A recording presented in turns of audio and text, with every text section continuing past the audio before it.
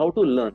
Learning is just two things. We keep it simple. You have to understand the stuff. You have to understand the stuff, and you have to remember it. That's all. These two words summarize what is learning. If you have the command over these two things, you are expert in learning. That's it. Okay, so that is learning. So let's see these points we have divided into. Cramming is not good. Cramming is not good. Why? Because cramming only leads to your short-term memory, and you are not becoming a doctor only for say 6 months or 1 year. If you're going to aim for a good doctor, good physician, the good sense of a knowledge of the human body and diseases, you have to rely on understanding. Why? Because understanding is the first part of learning. So whenever you are reading anything, try to understand. And there's a very famous technique. I hope some of you know it's known as Freeman's technique. There was a very famous physicist who got Nobel Prize in I think around 1965. Freeman's technique, and he was regarded as one of the best teachers of the world at that time, and probably one of the best that has ever lived. So once you are reading any topic, after you have read it, then ask yourself that would you be able to explain it to a 5-year-old, or supposedly a normal, say a layman who has the same language skills as you.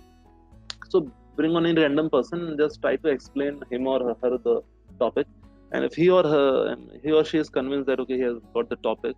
So once you try to explain that topic to anyone, and he is convinced that he has got the topic, then you know that you have understood the topic. Now coming to the medical school, how to learn about any diseases. See, now the things are getting a little bit more enjoyable. That how to learn about the diseases.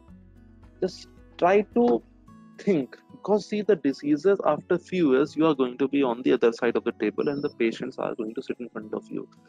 Then think that if God forbid I had this disease, then what would I be feeling? So if you get emotionally involved in any disease, that why is this bad, and what would happen to me if I get this disease, or any relative got this disease? Because ultimately after few years they are going to ask you, doctor, this has happened to me, so what should I do? And you should be knowing that why is this so bad, and what is the treatment that you can do. So when you are doing any reading and diseases, just try to get a little bit involved. Next point over is create a manageable study schedule. So it's not like the daily I will read 10 hours or daily I will read 12 hours no matter what. No, it's not like that. You should schedule your college timings, lecture timings, your food, your sleep timings and all. Then take some 2 hours, 4 hours, depending, 5 hours, or whatever it is. So make a schedule, stick to that schedule. So what is this thing is, consistency is the key.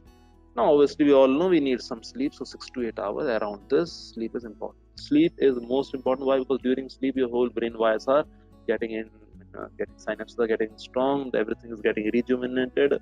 So that was how to learn